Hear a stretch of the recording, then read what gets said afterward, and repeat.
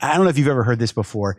I don't remember where I picked it up, but there's this thing that directors are supposed to do when an actor nails an audition. You're supposed to turn to your casting director and you're supposed to say to them, get that person in makeup. And it's sort of a vestige from the studio system when, actors would come in and audition. And if they were great, whatever movie was shooting at the time on the lot, you would just run them down into makeup, hit them with a thing of powder and put them in front of a camera, right? Like the idea being they're that good. And after Piper was done, I turned to my casting director and I said, get her in makeup.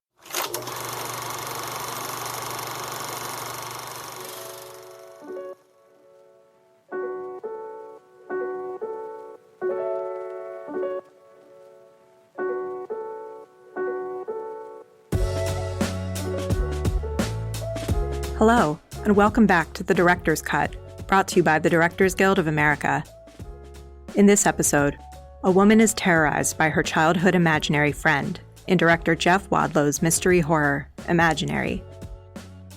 The film follows Jessica, whose daughter develops an eerie attachment to a stuffed bear they find in the basement of her childhood home. What begins as innocent games quickly becomes sinister, as they realize that the bear is much more than just a stuffed toy. In addition to Imaginary, Wadlow's other directorial credits include the feature films The Curse of Bridge Hollow, Fantasy Island, Truth or Dare, Kick-Ass 2, and Cry Wolf, and episodes of the series Are You Afraid of the Dark and Agent X. Following a screening of the film at the DGA Theater in Los Angeles, Wadlow spoke with director Ari Sandel about filming Imaginary. Listen on for their spoiler-filled conversation.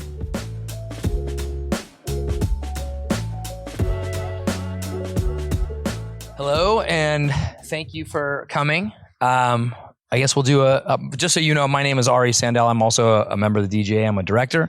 I happen to be good friends with Jeff Wadlow, and he asked me if I would moderate it. So it's, of course, my honor.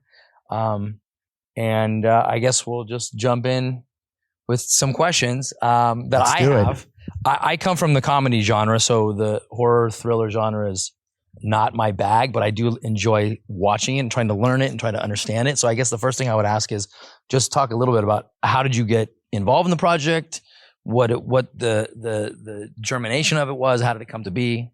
Yeah. So after I made Truth or Dare and Fantasy Island for Blumhouse, Jason Blum signed me to a first look deal. And he challenged me to make a classic Blumhouse movie, the kind of movie they made in the early days of the company, which usually involved a smaller budget and a family kind of moving into a house. There's a bump in the night, that kind of thing. And so I wanted to make a movie about an imaginary friend because I like playing with subjectivity with the audience. I experimented with that in my first film because that was about a group of kids who lied for fun. And then my co-writers, Greg Erb and Jason Ormlin, I'd invited them to come in and talk about some ideas for Blumhouse. And they brought me this idea of a scary teddy bear named Chauncey. And it sort of felt like all three could coalesce, and they did, into the screenplay for Imaginary. So what's the writing process of it as far as like how long did it take to get a first draft, and how long does it take to go from the draft to actually shooting? And then what is your involvement in it?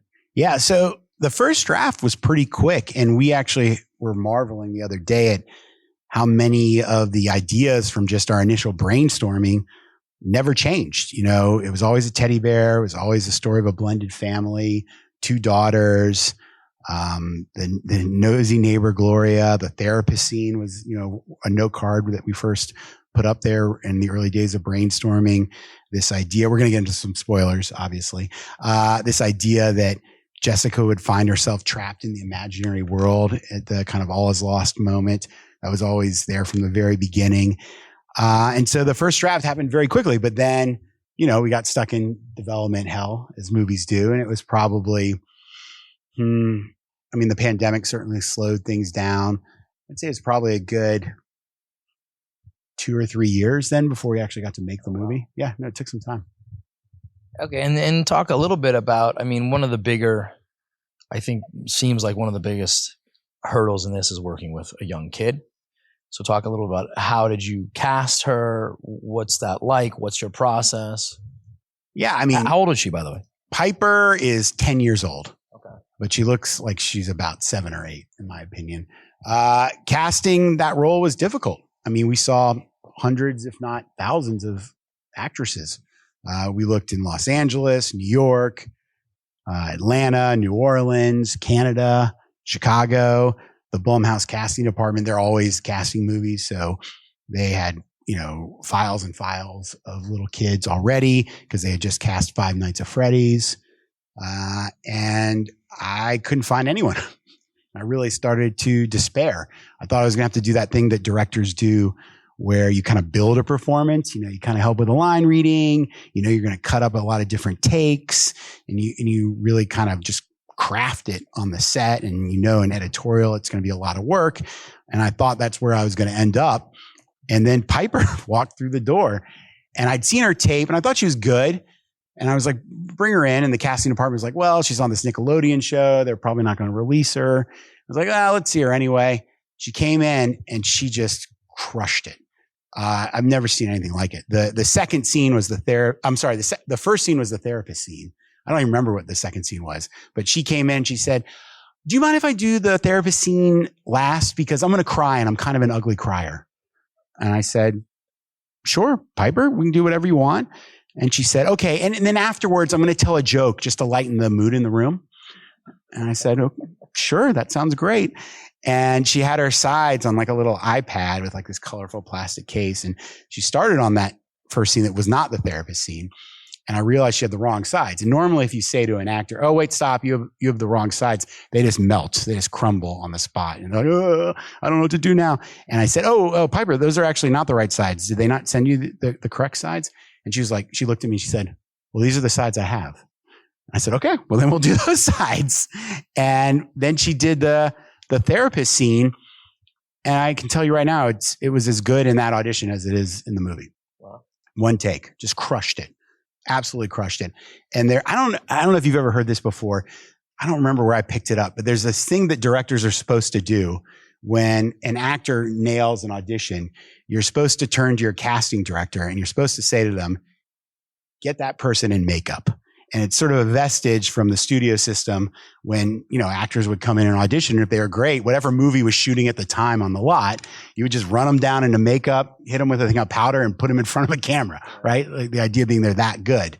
And after Piper was done, I turned to my casting director and I said, get her in makeup. So when you're working with her, what's the process? Because, every actor has their own process. Then you have kids. That's a different thing. And there are their own hurdles in just dealing with, do you rehearse with them ahead of time? How many takes do you have that you can do with her before she's kind of worked out on a scene? Plus you're limited. What are the hours that you can work with? Yeah, no, hours are very limited. There's a lot of challenges, but I will say this, maybe I've been spoiled, but every child actor I've worked with has been more prepared than the adult actors. I mean, they show up and not only do they know that day's work, they usually know the work for the rest of the week. Like sometimes I'll pull up scenes, and I did this TV show, Afraid of the Dark, and it was the whole cast was an ensemble of minors, and I could pull scenes up from like 2 days in the future and they would already be off book because they learned the whole week ahead of time. And Piper was the same way. I mean, man, she knew her stuff and all the actors in our movie knew that they had to be ready to rock when Piper was there. Now, that's the upside. The downside is the hours are limited. You got to make sure they're in school. You have to have photo doubles there to shoot overs in case you lose. What are the hours for somebody who's it depends on their age. Yeah, so she's 11. What is she was 10 when we shot it. 5 hours. Don't get me in trouble. I don't remember. What I would do is I would always say to the AD department,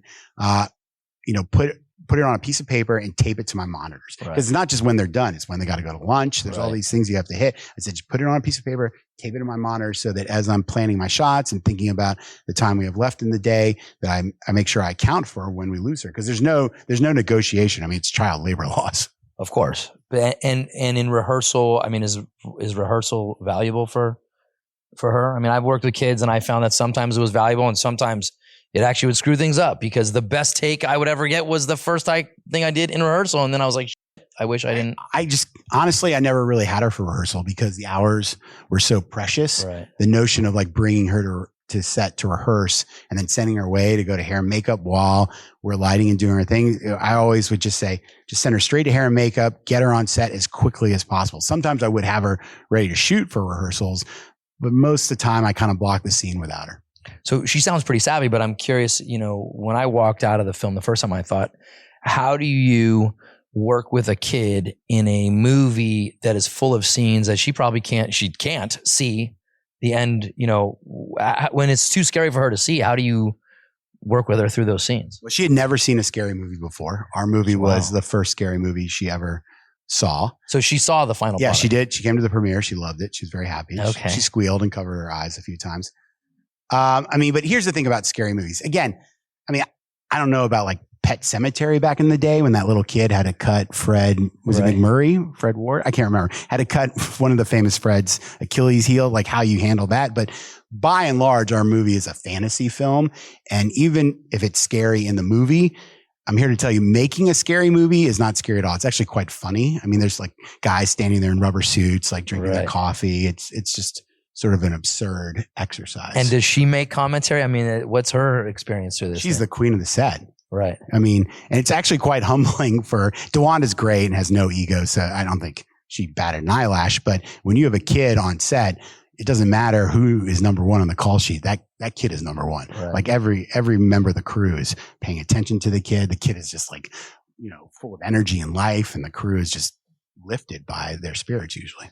Well, we're at the DGA, so you can talk a little bit about just film related stuff and just talk about pre-production and what that was like and how many days you shoot. What was the budget? Where did you shoot? Just some of the.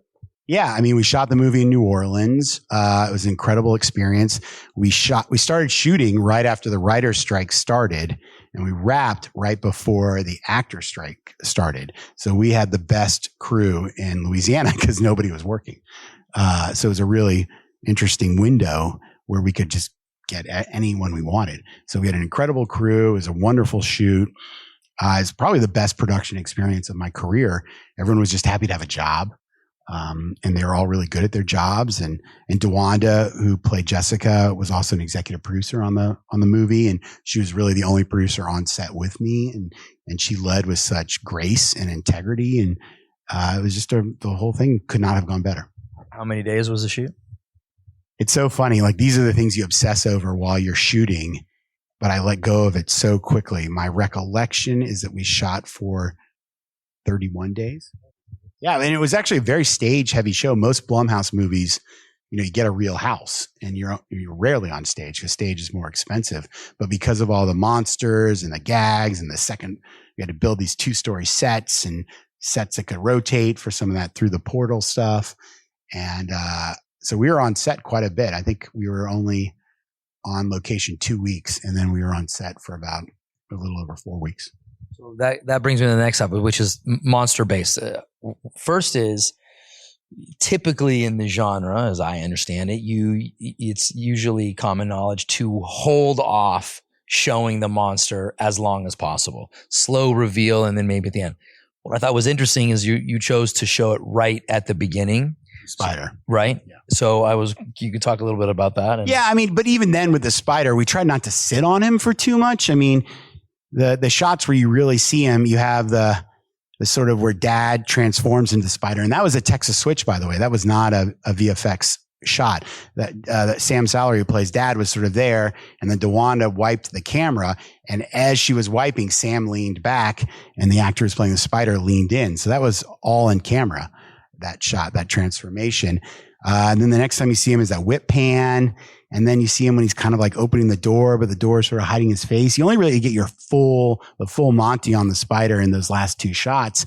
And I just wanted that shock. And it was such a cool design. I really wanted to go for it in that first scene. Yeah. Talk about that, about how did you come up with the design? And, you know, you have multiple monsters. You have the bear, then you have the monster version of the bear. Then you have the spider itself. And I think there was also another kind of... Yeah, the entity is what we call that last character. Yeah, I was really lucky in that I'd made a monster movie for Netflix and had a huge budget. And so I was able to interview all these different creature houses. And I ended up hiring 4 different houses. We had so many monsters in that movie. It was called The Curse of Bridge Hollow. But one of the creature houses that really impressed me was Spectral Motion, which was founded by Mike Elizalde. It's Guillermo del Toro's creature shop of choice. They do a lot of James Gunn stuff too. And I invited them to come do the whole movie. And they're incredibly talented artists. And So it's just, a process where it's very iterative. You just do a lot of different versions of each creature, and I keep giving notes. We go back and forth, and we work obviously in 2D at first, and then they get into 3D modeling. And then once a design is approved, they build it and make sure it works. Is any of this CG, or this is all? So my preferred approach is what I call sort of a practical CG hybrid approach, whereas I always want something practical, something real on the set. I think the audience can feel the reality of it. They can see how light is interacting with it. They can see that it's obeying the laws of physics. It just gives it a verisimilitude, which helps them with their suspension of disbelief. And it also really helps the actors because they have something real to react to as opposed to just like a tennis ball on a stick. But audiences are savvy. If you just have a guy in a bear suit, they're going to know it's just a guy in a bear suit. And so you have to find little things you can do with VFX to kind of augment and heighten. For example, on the bear beast, we gave him a dog leg in the wide shots. So he has this sort of backwards knee, which is not achievable with a real person. And the other thing we did, which was probably more noticeable, was his tongue, and all the saliva was CG. So he's got real animatronics in his face, moving his eyes. I mean, there's 4 puppeteers off camera puppeteering the features on that bear monster. Even the mouth, the guy in the suit isn't controlling the mouth. But then when you see his tongue sort of swish around, that's VFX. And are you prevising a lot of this stuff and doing like preparatory storyboarding? I mean, how intense? It would be nice to have the budget to do a previs. We did not on this movie, but I do a lot of storyboarding. I found this amazing storyboard artist in Vancouver who I've never met. I've only talked to her on Zoom, but she's done my last 3 movies. She's so incredibly gifted. She understands lenses and shot composition.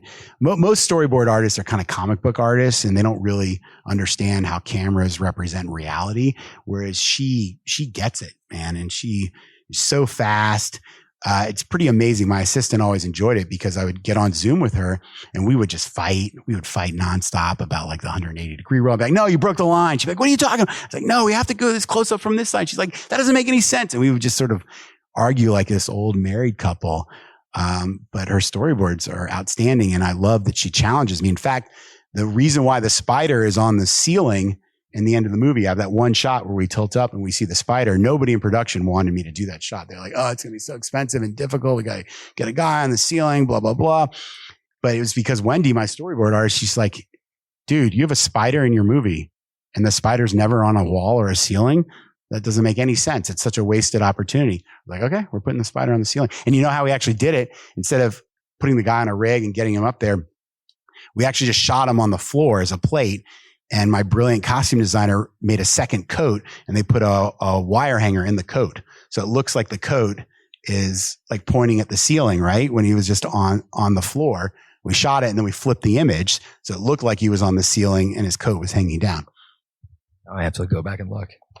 It's a pretty quick shot. I'm not gonna lie. I guess, what's a favorite part of the film that you're really proud of? What's maybe a favorite part what was the favorite part to shoot versus what was the favorite part to watch? Because sometimes the favorite part to watch was the biggest pain in your ass. I mean, favorite part to shoot is tough. I don't know how you feel about your movies. I feel like everything is difficult. Yeah. Right. So when people ask me like, what was your favorite scene to shoot? I was like, the scene that was done. I mean, it's hard work making a movie. So I rarely feel like I'm like rocking out and having a good time. I'm sweating every detail.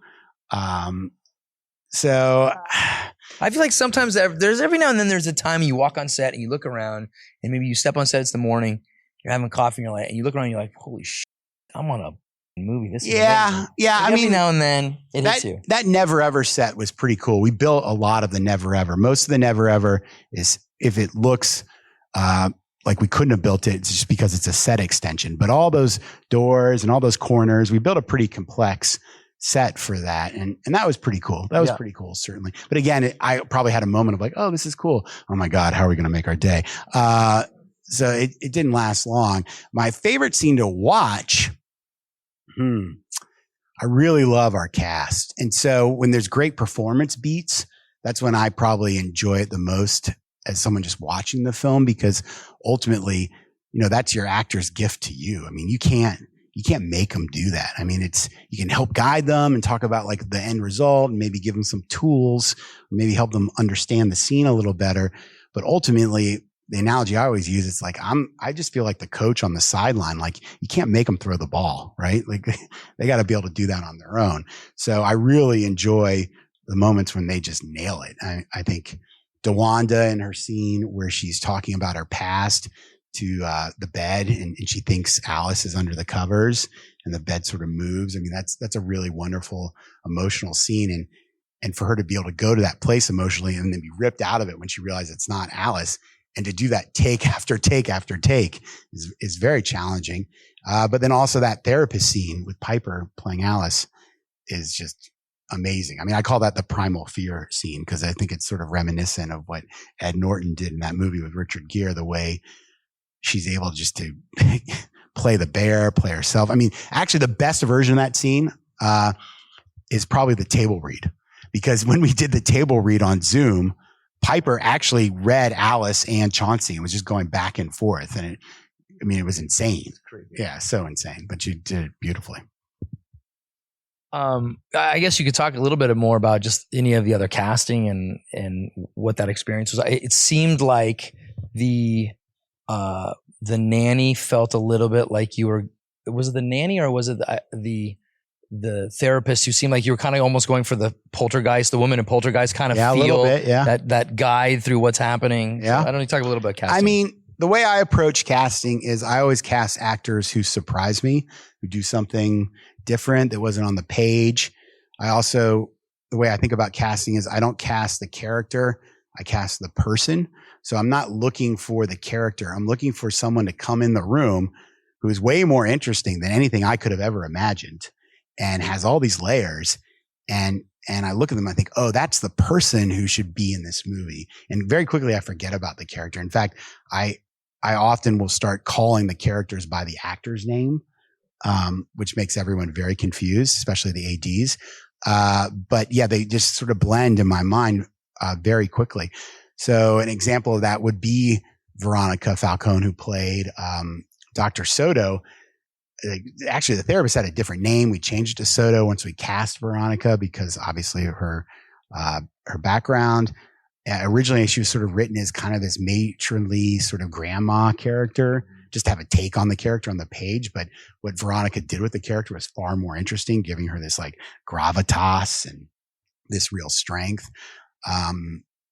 DeWanda Wise, who plays Jessica, really just does an amazing job in the movie. And making a movie in the South with a black female lead, I mean, you have to be aware of any sort of cultural landmines, but at the same time, I wasn't making a movie about the black experience. So I had a lot of talks with DeWanda about that, because I just wanted to tell the story that we were trying to tell, but we also had to be authentic in the depiction of Jessica, because even though she wasn't written as a black female character, once I cast DeWanda, I cast the person. So she was at that point. And really, DeWanda was a tremendous partner. She worked on the character's backstory, and we talked a lot about her relationship with her mother and her grandmother, all these things that you don't see on screen, but inform choices that are made. The last three actors I should talk about quickly.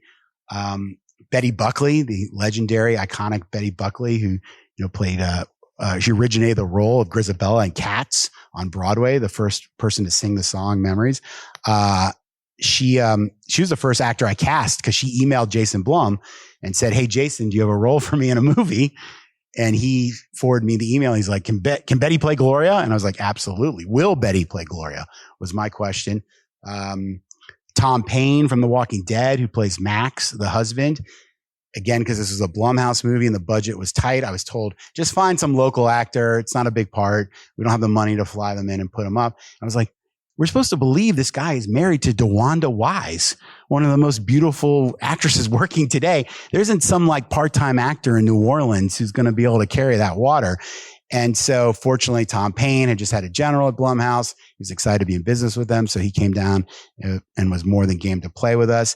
And the last actor I want to talk about is Tegan Burns, who played Taylor in the movie.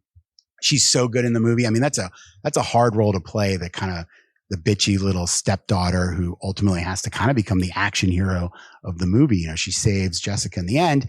And the producers were like, you have to hire an 18-year-old. You have to hire an 18-year-old. We already have this little girl playing Alice. Hours are going to be very limited. It's going to be hard to make our days. Please, please, please cast an 18-year-old. And Tegan read on her 16th birthday. And I was like, boom, she's got the job. She's too good. And they're like, are you kidding me? I said, I'm sorry. I do everything I can to make our lives easier, but sometimes you got to make the right choice for the movie. And she was the right choice for the movie. Yes, I was going to just say, any questions from the audience? The question is, what was the budget? I mean, look, are you not allowed to say? I can say, I mean, we played in the filmmaking industry, we play lots of games with the budget, with like tax rebates and where we're shooting, and is it the net budget? Is it the gross budget? The final budget was about $10 million. But again, this is a Blumhouse movie, so all the actors are getting scale. There's like no overhead. Jason doesn't take a fee. I was the only other like producer besides Jason. I don't get a producing fee. So it's pretty lean and mean. We did, yes. Well, the question is, did you get incentives in Louisiana? Sorry, I have to repeat everything because for the recording. Yes, we did get incentives in Louisiana. We're super grateful to the state of Louisiana, and I'd go back in a heartbeat. Do you prefer, I mean, if you're going to pick a place to shoot as far as outside of LA, Louisiana versus Atlanta versus Toronto versus... Atlanta is kind of overshot at this point. I've shot 2 movies there now, and it's just hard to get locations. Everyone's very production savvy. They want a lot of money just to like use the parking lot. Every location that you can shoot has been shot at this point in Atlanta. Right. I'm even on the second time I was there, they were showing me locations I'd seen on my first movie. I was like, I can't shoot the same house. And so even though I love Atlanta, I'm very grateful to the state of Georgia for their incentives. It's a little hard to shoot there now. And also there's so many things shooting there that it's hard to get a good crew. Right. Whereas what was great about Louisiana is I had the best crew I could have possibly asked for. Any other questions from anyone? Anything? No. All right. Should we head into the lightning round here of just a quick answers? You ready? All right, let's go. All right, here we go. Favorite part of the filmmaking process, is it pre-production, production, or post-production? You have to pick one. Whatever I'm not doing in that moment. Hardest part of the filmmaking process? Production, for sure. Interesting. Favorite location that you shot in on this movie? The Never Ever set. Scene in this film that you are the most proud of? Oh, I would say the scene in the nursing home when they all have the teddy bear eyes on. DeWanda's performance is so good, getting those actors in, because those are real prosthetic eyes. That was not CG. They couldn't see. They could not see a thing with those eyes on. So what we had to do is we had to block the scene. They had these like sort of flesh colored kind of, collars, I guess you'd call them, on their eyes where they blended into their skin. Everyone came down. It took them like 3 hours to get those on. Then we would block the scene. They would sort of memorize where they were walking. And then right when we were ready to roll, I'd say, okay, pop the teddy bear eyes in. They put them in, and they were basically doing those scenes blindfolded. Interesting. All right, 3 more. The scene in this film that you wish you could do it again if you had a chance. It's an honest question. Yeah, no, that's a good question. Scene I wish I could do again, or just anything you wish you could do now that knowing what you know now, you might have done it differently. Knowing what I know now, I think maybe it's so hard because you have to let go of your mistakes, otherwise you can't finish the film and stay sane. I think maybe the finale in the basement, the struggle with the entity was very difficult because everyone's like on their stomachs on the ground, and getting those shots is hard. And I hate the way his fingers look. They're kind of rubbery. I would probably want another crack at that scene. Okay. I missed a tie-in shot that I wish I'd gotten with Alice so you understood where she was in the room. Your preferred thing to eat on the set in the morning? Go. Same breakfast every day. I have egg whites, turkey bacon, and veggies. Very healthy. And then last, what is your most common go-to snack at craft service? I actually have a rule not a rule, maybe it's more of like a suspicion or a belief. I don't know. You tell me. But I try to learn everyone's name on the crew except the people who work at craft services. And if I finish a movie and I know the people who worked at craft services, I went to craft services too many times. All right, fair. Anybody else? The house was in Metairie, and the reason why I picked that house was I wanted to make sure it didn't have like a Southern Gothic look, because we were trying to stay away from that whole aspect of Louisiana. Because originally the script was it was supposed to take place in Connecticut, and another rule. This is actually a rule. If I can, I'd never say the movie takes place somewhere other than where I'm shooting, because it's such a pain in the butt to like if we had said it was Connecticut, there's all these palm trees on that road. Like we'd have to VFX out the palm trees, or I can't shoot down the road because I'm looking at palm trees. It's so much easier. And also you're running around changing license plates and doing all this stupid stuff that the audience, what's that?